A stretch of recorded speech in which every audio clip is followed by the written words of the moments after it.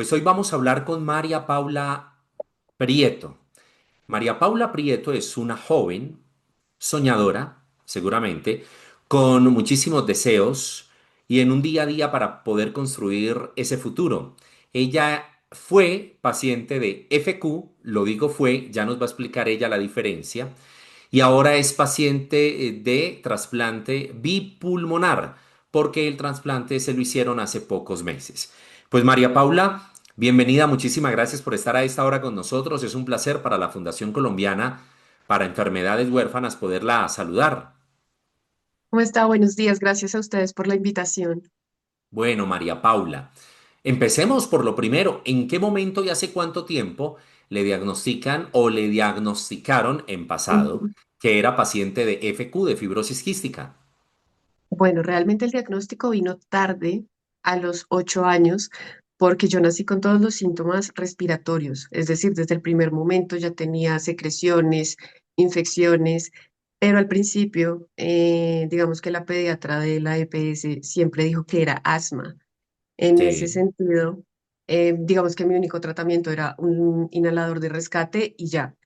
En ese orden de ideas, pues siempre fui haciendo neumonías recurrentes, hasta que un buen día, por allá en 2006, resulté en urgencias pediátricas en cardioinfantil y empezó todo este proceso del diagnóstico. A raíz de esto, cuando tenía 10 años, perdí medio pulmón izquierdo. Eh, digamos que esto fue una lobectomía inferior izquierda, se llama la cirugía. Y pues bueno, ya ahí fue un poco más fácil, digamos que el diagnóstico y el tratamiento también. Perfecto. Y entonces, cuando pasa lo que pasa, que es la pérdida de medio pulmón izquierdo, allí es donde definitivamente la diagnostican con FQ. No, para ese momento ya estaba diagnosticada, pero fue como la consecuencia de no haber tenido un diagnóstico a tiempo. Perfecto. Comprendo. Ujú. Y digamos que los síntomas recurrentes eran las neumonías que presentaba a menudo.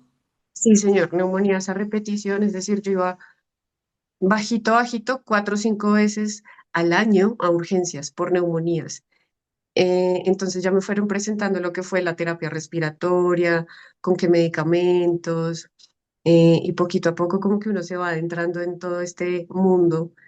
Claro. Luego ya con el doctor Briceño, también me enviaron, y junto con el doctor Oscar Barón de la Fundación Neumológica, empezamos todo este tema del diagnóstico.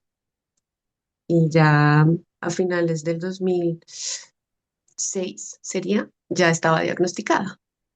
Y a partir de ahí empieza todo el tratamiento en la toma de medicamentos, etcétera. Sí, señor. Muy bien. Bueno, yo estaba comentando al inicio, María Paula, que en el momento eres una persona con trasplante bipulmonar, ya vamos a ir para allá.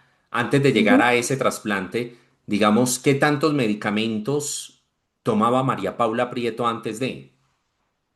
Tomaba mm, 4 o 5 medicamentos, de los cuales cuatro eran inhalados y uno era una pastilla.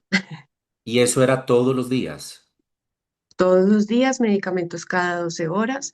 Entonces había que contar muy bien los tiempos porque en su momento, pues cuando estaba en el colegio, me tocaba levantarme más temprano para hacer las respectivas inhalaciones y poder alistarme. Y cuando llegaba pues del colegio, igual. Luego ya cuando estaba trabajando, la misma historia en la universidad también. Claro. Una Ujú, más vida, el digamos, que oxígeno. muy controlada Ujú. por los medicamentos. Sí, señor, bastante. Bastante porque si uno se las da de rebelde, y lo digo sobre todo por la adolescencia, cuando uno se las da de rebelde y no me quiero hacer nada, uno se empieza a llenar de más secreciones. Obviamente tener más secreciones implica que se infecten, implica ir todavía más al hospital. Entonces, digamos que no es algo que uno puede decir, ay, por hoy me salto la dosis y listo. No, digamos que es un no negociable. Claro, eso no es negociable. Y a eso, si le sumamos que hay un riesgo alto por los cambios de clima, las lluvias y todo eso, también puede exacerbar en algún momento dicha patología. Sí, señor, y los picos respiratorios, el hecho de que alguien esté con gripa y uno está en contacto con esa persona, para uno no es una gripa, para uno es una neumonía, sí o sí. claro. María Entonces, Paula, ujú. ¿por qué fibrosis quística? ¿En la familia hay antecedentes? Fíjese que no.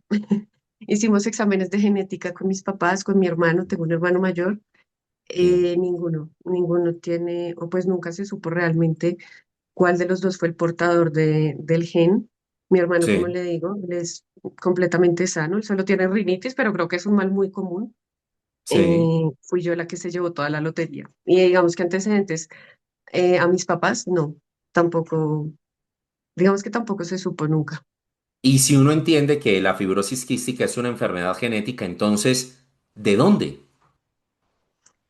Pues puede que alguno de los dos haya tenido el gen recesivo, pero como le digo, no sé si fue. Lo que pasa es que el examen genético tuvimos que repetirlo como 2 o 3 veces porque mi EPS hacía otro tipo de examen.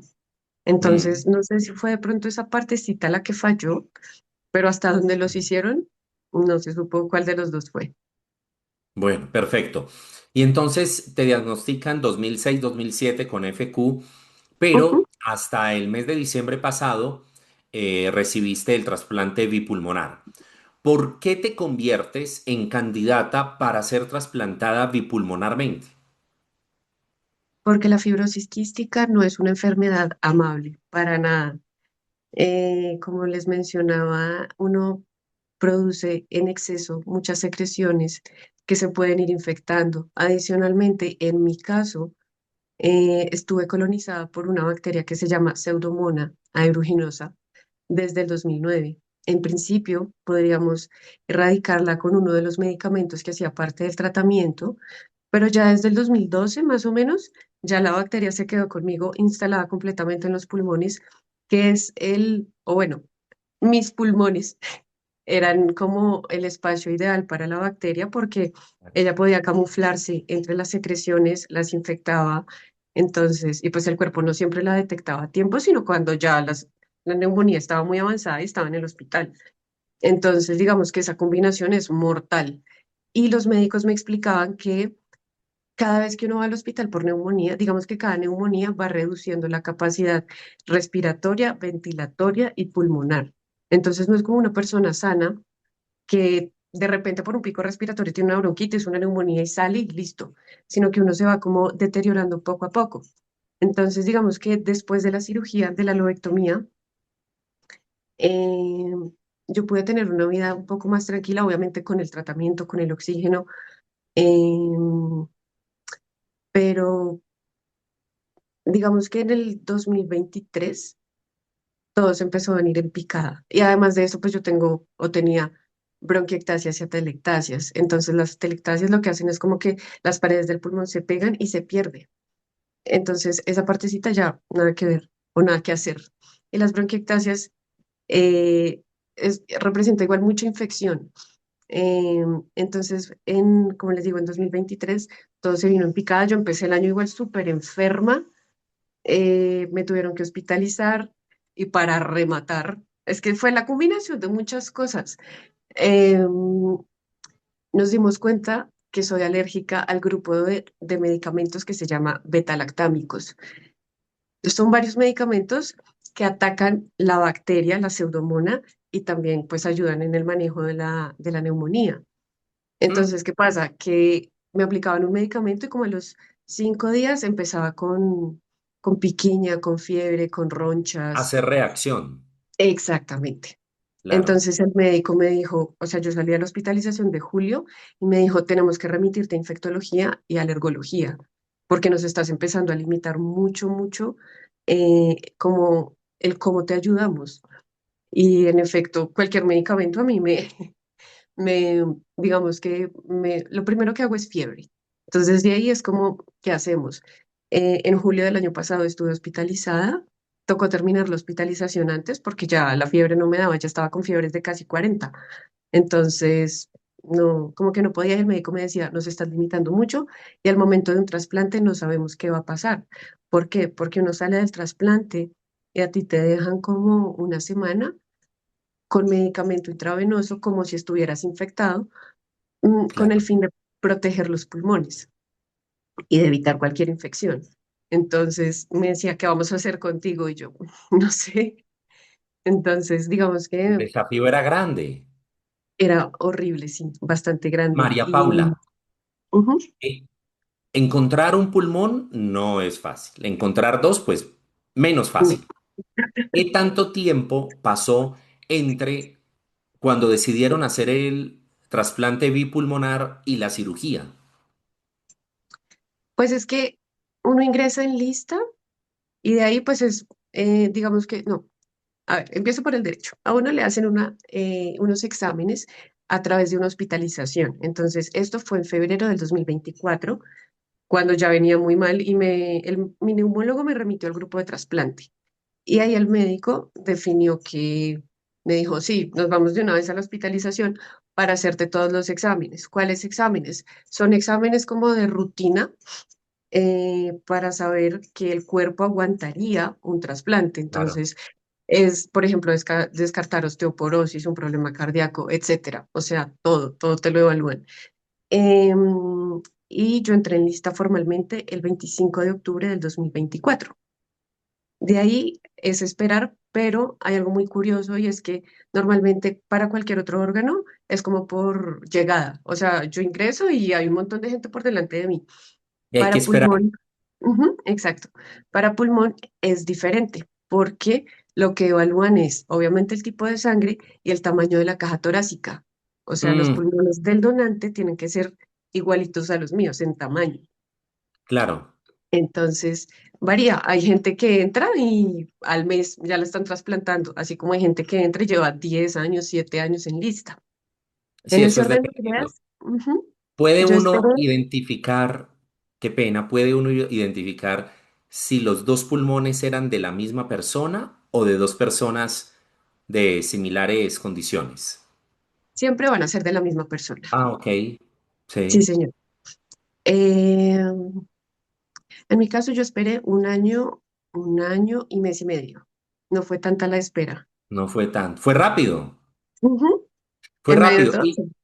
asumiría uno, no sé, de pronto estoy errado, no soy médico, Ujú, soy comunicador social, que si hay trasplante bipulmonar, que si quitan dos pulmones que están fallando y ponen dos ujú. pulmones nuevos, la enfermedad se erradica. Cesan los síntomas. Yo siempre le digo al médico, ustedes me cambiaron los pulmones, no la genética.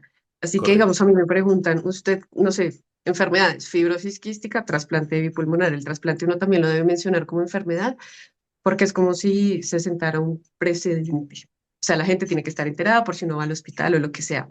Mm. Pero los síntomas cesan, o sea, son pulmones nuevos y el tema de uno ya no depende ni del oxígeno, de inhaladores. Actualmente, como está muy reciente mi trasplante, apenas han transcurrido 4 meses, yo sigo con dos de los medicamentos que manejaba cuando tenía fibrosis quística, pero es más por Perfecto. mantenimiento y cuidado de los pulmones. O sea, digamos que el primer año es crucial y define qué tanto puede vivir uno, en qué sentido. Que si uno no sigue las recomendaciones médicas, pues es mucho más fácil que uno pueda llegar a la UCI y morir, versus cuidarse y poder tener una vida un poco más larga, entendiendo que los pulmones no son vitalicios. No sé el resto de órganos, pero los pulmones llega un momento donde el cuerpo ya realiza un rechazo crónico que es normal. Y para cuidar esos pulmones, esas recomendaciones médicas, ¿qué le indican? ¿Cuáles son las restricciones que tienes ahora en estos primeros meses luego de la cirugía? Durante los primeros 6 meses es crucial evitar aglomeraciones, evitar visitas. La dieta es una cosa súper estricta porque no se puede comer nada crudo. O sea, el tratamiento de los alimentos es una cosa loca. A mí me dieron una listica de 3 hojas con lo que puedo y no puedo comer y la forma de tratar los alimentos. No puedo comer por fuera, siempre el uso del tapabocas cuando esté en otro lugar que no sea mi casa o por fuera de. El cambio del tapabocas todo el tiempo, es decir, uno diario mínimo. Eh, Correcto. Lavado de manos es súper importante. Me dijeron algo muy chistoso, pues que a mí me pareció chistoso, y fue, María Paula, te tienes que bañar todos los días. Y yo, pues yo me baño todos los días. Entonces me explicaban. que uno, digamos, una vez, no sé, un domingo que uno dice, ay, no tengo pereza, no me voy a bañar hoy. Todos producimos bacterias que pues son nuestras, pero como tenemos un órgano que no es nuestro, el órgano se puede infectar o enfermar por esa producción de bacterias. Eh, Obviamente los medicamentos que son inmunosupresores y profilaxis pulmonar, es decir, para evitar hongos, para evitar, ahorita que estamos en pico respiratorio, pues que nos pegue como tan duro cualquier bichito por ahí. Y siempre los horarios de los medicamentos también Muy súper importantes. estrictos.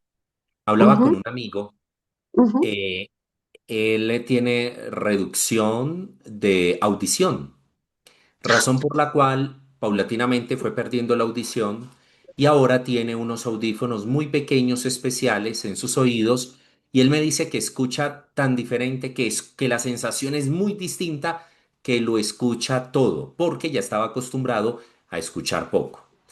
ujú. Frente a ese ejemplo, ¿cuál es la sensación de una persona con FQ que hasta hace 4 meses respiraba con dificultad por tanta flema, por el agotamiento de sus pulmones? Ahora, 4 meses después, luego de la cirugía, que tiene pulmones, digamos, entre comillas, nuevos y que puede Ujú. respirar de una forma diferente. ¿Cuál es esa sensación que se siente?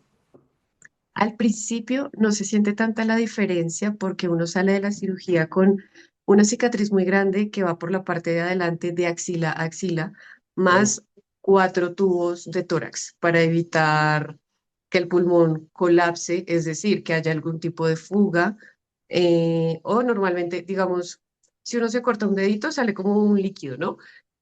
También es para drenar ese líquido que sale pues de una cirugía tan grande. Entonces, sí, al principio uno siente más como dolor y un apretón muy fuerte en el tórax, pero a medida que va pasando el tiempo, ya cuando uno le retiran las grapas, los tubos, la sensación es muy diferente y es un cambio abrupto porque, digamos, yo me la pasaba tosiendo todo el día, hasta dormida.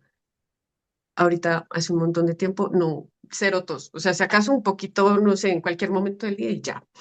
Pero de resto, el no depender de inhaladores, el no depender del oxígeno, poder salir a caminar normal, incluso con el uso del tapabocas, que es molesto, ¿no? O pues a mí me molesta, pero uno respira tan diferente, es, no sé, es una sensación extraña y es muy curioso porque siempre nos dicen a todos, aprenda a respirar. Entonces nosotros, y por todos decimos los que hemos pasado por trasplante, ¿cómo así que aprendamos a respirar?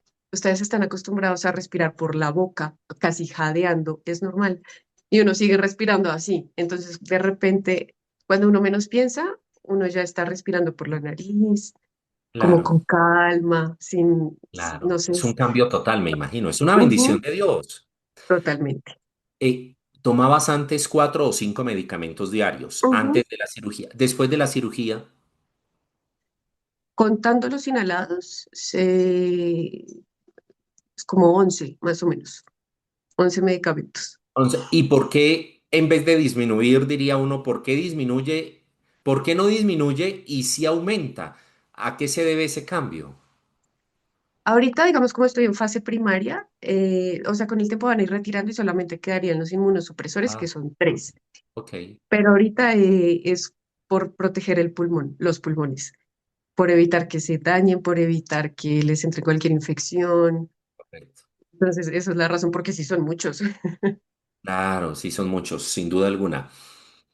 Yo siempre le pido un consejo, una Ujú, recomendación en estos viviendos con. Esta sección nosotros la denominamos viviendo con, y ese viviendo ujú, con es haciendo referencia a una patología determinada. Hoy estamos haciendo referencia a la fibrosis quística. Siempre pido una recomendación, un consejo más que todo. Pero hoy ujú, yo quiero pedir dos consejos porque se me viene a la memoria dos cosas. Uno de ellos es incentivar ujú, la educación de la sociedad para donar órganos, para decir, pues, bueno, cuando yo no esté, si pueden y ujú, sirvo para donar un órgano y salvarle la vida a otra persona, no tengo ningún inconveniente y lo quiero hacer de manera voluntaria. Pero ujú, también el otro consejo es para las personas que en este momento dicen, ¿será que yo tengo fibrosis quística? Los exámenes apuntan a que sí. Eso me da miedo porque es una enfermedad, digamos que a pesar que se habla mucho de ella, termina siendo una enfermedad huérfana, digamos que es poco frecuente. Entonces yo quiero Ujú. primero que hablemos de lo primero. Y lo primero es incentivar, motivar a los colombianos y a los que nos están observando para que levantemos la mano y digamos, el día en que nos toque partir, si algo de mí sirve, yo lo quiero donar. Bueno, pues fíjese que cuando yo era pequeña, el médico siempre me preguntaba, ¿usted qué opina de un trasplante? Y yo con 8 o 9 años, ni que me quiten ni que me pongan, hasta que se llegó el momento y dije, esto ya es una realidad. ¿A Claro, qué voy con esto? A que en cualquier momento nos puede pasar a nosotros y nosotros podemos ser el protagonista de esa historia. O sea, necesitar un órgano es una decisión tan, yo digo que es muy humilde, porque en medio del dolor, una familia escoge seguir dando vida a través del familiar que acaba de fallecer. Y personas como yo estamos vivas a raíz de esas decisiones tan humanas, tan humildes y que le agradecemos todo el tiempo. Uno muchas veces piensa, o yo siempre pensé como esto es como una, no sé, el casino. ¿Cuándo claro. voy a ganar? ¿Cuándo va a llegar mi donante? Y llegó.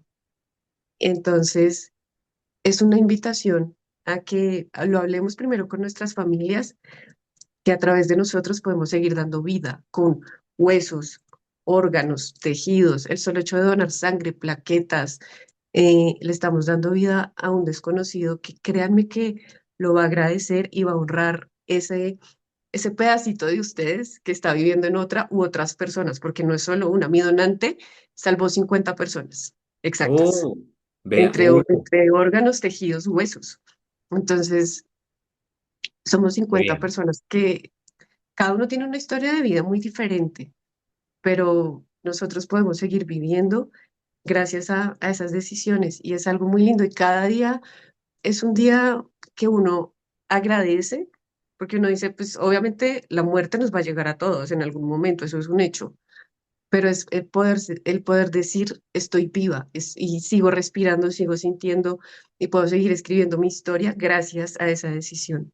Así que es una invitación muy abierta y muy extendida a que todos al menos lo pensemos, porque yo sé que hay gente muy cerrada de la banda que va a decir, no, al menos lo pensemos. Claro, estamos de acuerdo. Ujú. ¿Y cuál es esa recomendación, ese consejo que le da a las personas que recientemente están diagnosticadas o que nos están observando, tienen la duda y pueden ser diagnosticadas, digamos, en pocos días? Bueno, que a pesar de que sí es una enfermedad huérfana, es una enfermedad de la que ya se habla mucho más. Pero yo me acuerdo cuando era chiquita, era como fibrosis quística, ¿qué es eso? Ya ahorita la gente tiene mucha más noción, hay tratamientos, o sea, es un tratamiento, la enfermedad no tiene cura, pero sí tiene un tratamiento que a uno le permite llevar una vida con normalidad Claro, siempre que uno sea juicioso con, pues, con las inhalaciones, con lo que el médico recomiende. Entonces, obviamente es normal, algo nuevo que nos puede dar miedo, es normal que suceda, es pero normal. cuando tenemos el diagnóstico a tiempo, o bueno, un diagnóstico con el cual podemos trabajar, podemos tener una vida relativamente normal. Y no le hagamos el feo, digo yo, a ponernos un inhalador enfrente de la gente o tomarnos una pastilla enfrente de la gente.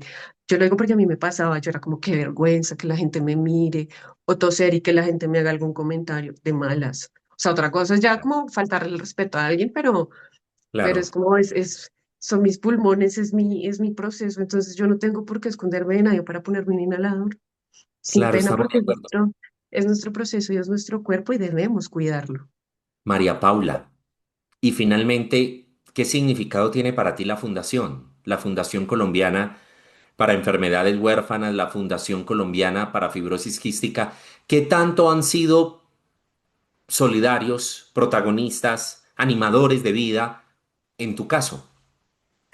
Todo el tiempo desde que tengo memoria, desde que tengo uso de razón, pues por mi mamá, me han ayudado muchísimo, tanto como en educación de la enfermedad, porque a veces uno pasa por alto muchas cosas. El tema de los medicamentos, ayudarme a conseguir medicamentos, ha sido una cosa muy bonita, porque incluso este año con los inmunosupresores estaba teniendo problemas con una de las farmacias, me ayudaron, la ayuda fue imprescindible. Y con el tema también de, en su momento sé que vinieron personas a la casa también con el tema de educación. O sea, no es solo como ahí les envío, no sé, una guía o algo así, sino que necesitan, yo les ayudo. Entonces, siempre han estado prestos y pendientes en todo el proceso. Y no solo el mío, sino, pues yo sé que me está preguntando por el mío, pero sé que hay un grupo en el cual es como, no sé, alguien que necesite tal medicamento, por favor nos avisan. O sea, si me entiendes, como que están ahí súper pendientes, además que son medicamentos de alto costo. Fuera que no los consiguieran en la droguería a 1.000 pesos, pues, órale, pero son medicamentos súper caros Claro. eh, que no pueden faltar, uno no se puede dar ese lujo. Entonces, sí han sido de mucha ayuda en todo el acompañamiento. María Paula, gracias por haber estado en este Viviendo con una gratitud inmensa desde nuestra fundación y los mejores deseos para que los resultados de este trasplante bipulmonar sean exitosos. Un gran abrazo. Muchas gracias, que estén muy bien. Ella es María Paula. María Paula Prieto es una joven soñadora. Tiene 29 años de edad, recién cumplidos, y sigue soñando para construir su propia vida, para seguir escribiendo páginas de su propio libro. Cuando nace, empieza con una serie de síntomas que fueron confundidos por parte de los médicos. Posteriormente, tras una crisis que se le presenta en el año 2006 y que termina siendo hospitalizada, determinan y diagnostican que es una paciente de fibrosis quística. Esta crisis terminó por hacerle perder medio pulmón de su lado izquierdo. Posteriormente empieza a recibir una serie de medicamentos, de tratamientos que le ayudaron a salir adelante hasta que en el año 2024, en febrero, tuvo una crisis tan fuerte que los médicos determinaron que tenían que llevarla a trasplante bipulmonar. Automáticamente le hicieron una serie de exámenes que le permitieron a ella, sin duda alguna, poder ser paciente para recibir este trasplante bipulmonar. Ese trasplante tiene unas características especiales. Normalmente, las personas, en la medida en que van llegando en esa medida, también las van atendiendo para hacer el trasplante. Pero en este caso, los pulmones tienen que ser del mismo tamaño y con la misma capacidad torácica del cuerpo de la persona que va a recibir estos pulmones. Por fortuna, ella no demoró mucho tiempo, un poco más de un año, para recibir esta cirugía y este trasplante bipulmonar. A partir de ahí, su vida cambia, porque ya no es paciente FQ, fue paciente FQ, ahora es paciente de trasplante bipulmonar. Ha manifestado que los 2 primeros meses luego de la cirugía fueron casi que normales, iguales a lo que ella venía sintiendo. Pero después de ese segundo o tercer mes, ya respira con más libertad, con más propiedad por ella misma. Y sin duda alguna tiene una gratitud inmensa con la Fundación Colombiana para Fibrosis Quística y la Fundación Colombiana para Enfermedades Huérfanas por la ayuda, la compañía que le han realizado desde el tiempo en que ella tiene uso de razón. Hoy nos deja un mensaje, a pesar que ella decía, no me dejo ni entrego ni me dejo poner órganos de otras personas. Eso lo decía cuando estaba en su época de infancia. Hoy en día da gracias a la vida por haber encontrado una persona que no está con nosotros, que ya está en la eternidad, pero que, al igual que a ella, le salvó o le entregó parte de su cuerpo a 50 personas. Eso termina siendo una bendición y por eso ella hace un llamado lleno de respeto, pero ante todo de muchísima solidaridad a las personas para que nos volvamos donantes ante la desaparición, porque la muerte, como indica ella, llegará en algún momento. Pero asimismo nos ha manifestado que es feliz, sigue soñando, se sigue cuidando, tiene unas restricciones por un tiempo mínimo de 6 meses. ¿Para qué? Para evitar poner en jaque o en riesgo la cirugía que le acaban de practicar. Ella seguirá escribiendo su libro, su propia historia de vida, con ese tono de voz que endulza el oído de ustedes, de cada una de las personas que han participado en este Viviendo con enfermedades huérfanas y viviendo con fibrosis quística. Ella ha sido María Paula Prieto, que nos ha contado rápidamente su vida y sigue ella siendo protagonista de la misma.